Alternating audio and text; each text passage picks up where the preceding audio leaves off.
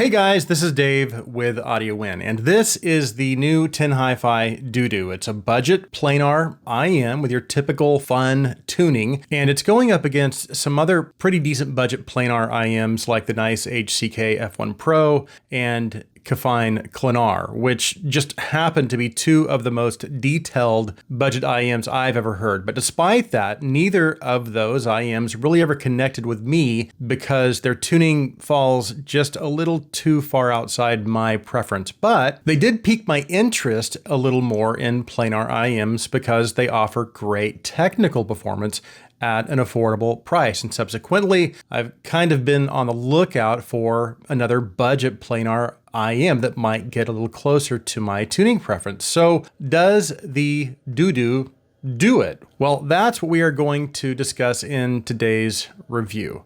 We have a lot to talk about, so let's get started.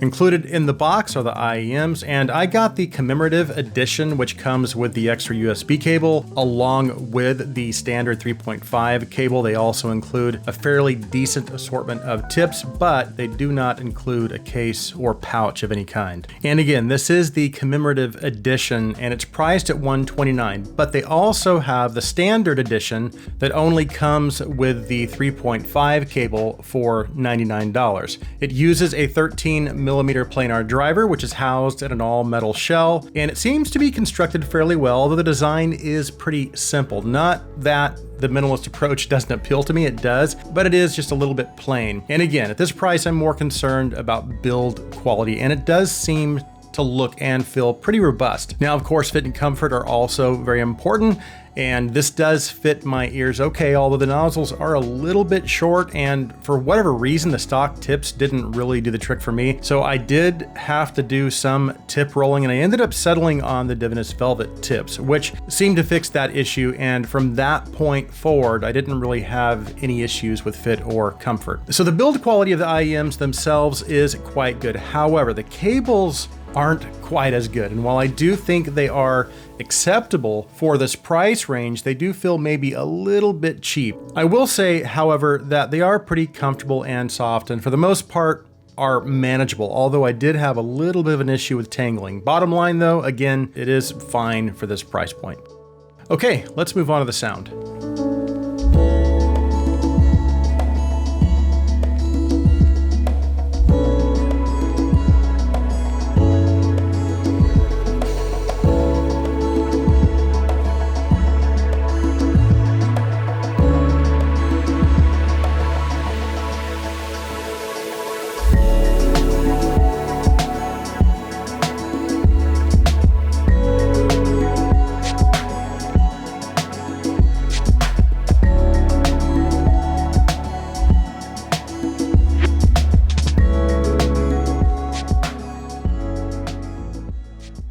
Okay, so I did test out both of these cables, and the USB cable does offer a level of convenience in that you don't have to bring a DAC with you if you're out and about. You can just plug it right into your phone and start listening to music. And they also have some PC software that you can download from TinHifi's website that gives you DSP and EQ functions, and they also apparently have an app in development that is going to offer some of those same features. So it's pretty cool. I do think there are definitely those out there who may find that to be pretty useful and fun, but it's not something I've ever really been that interested in. And I'm not going to do a full sound review and comparison with the USB cable because that would take a lot of time. And I prefer to use the normal termination anyways. But I will say the USB cable does sound a little bit different. It sounds maybe a little warmer with an overall slightly smoother presentation compared with the 3.5 cable. So they are different. So using the 3.5 cable, the general sound presentation of the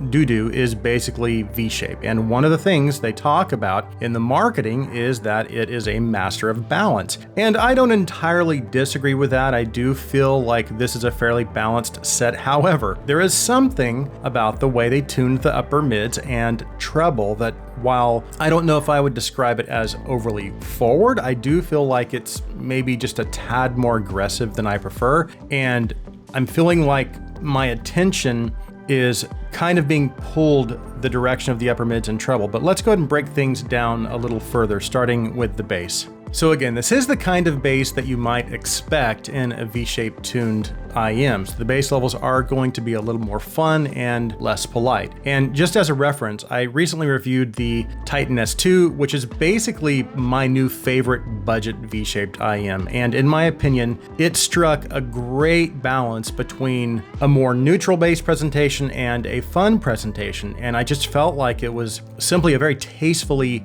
done V-shape IEM, again, in terms of bass levels. And the DUDU kicks that up a notch, and it's going to add even more bass, so it's a little more engaging, and it adds just a little more of that fun factor. That being said, I don't know if it's enough to completely balance out what's going on in the treble, but again, I'll get to that in a bit. Otherwise, I would say the bass is dynamic, it's clean, although there is maybe just a small amount of bass bleed. It also has decent extension, so I don't sense anything missing in terms of sub-bass levels. And then as you come out of the bass into the mids, there is somewhat of a recess and then a pretty sharp rise into the upper mids. And unfortunately, that does translate into the mids sounding somewhat thin and lacking a little weight. But I think my biggest issue with the mid-range is specifically centered around the amount of energy focused within the upper mids. And again, it's not so much that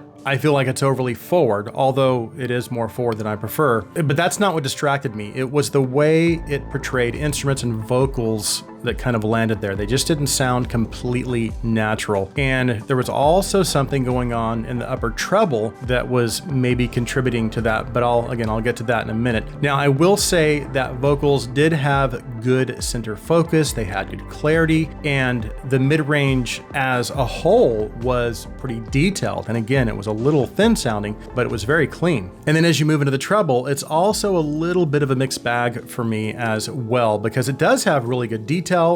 It's resolving like you might expect from a good planar. It has good extension, even some micro nuances, air and shimmer. So all of that's great. However, it just doesn't sound very natural to me. And I think it actually may have a little too much upper treble, because certain tracks, or at least certain parts of tracks, could occasionally start to sound a little harsh or shrill. Now, as for technical performance, this is right up there with the Planar and F1 Pro, which is exceptionally good for this price point. There simply aren't very many other IEMs at the $100 price point that can deliver the amount of detail that these planar sets can. The DUDU soundstage is also pretty wide for an IEM. I would even consider it maybe slightly above average. Imaging and layering are also very good, so positional cues are strong, and there is actually a sense of space between instruments and vocals. So the technical performance is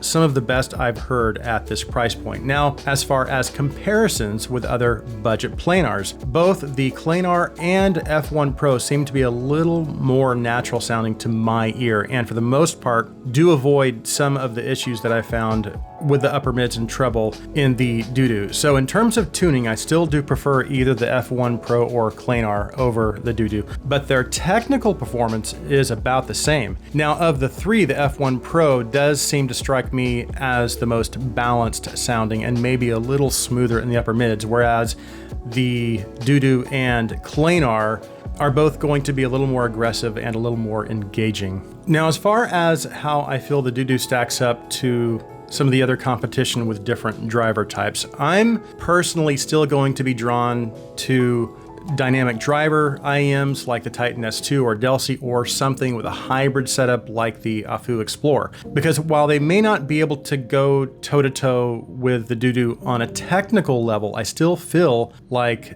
they render instruments just a little more naturally. Not completely naturally, but more naturally. And while the Delci and Titan S2 and Explorer have maybe different flavors of tuning, I still feel like they are tuned pretty well, and they each bring something special and maybe a little different to the budget market. And again, they just have something that appeals directly to me, and I find a connection with those that I'm not quite getting with either the DUDU, the F1 Pro, or the Klenar. But again, of these three, I think my favorite is the F1 Pro. So that concludes my review of the TinHifi DUDU. Thanks so much for taking the time to watch. If you like my content, please take a second and hit that subscribe button. Also, if you would please like this video, please share this video. I hope you guys have an awesome day.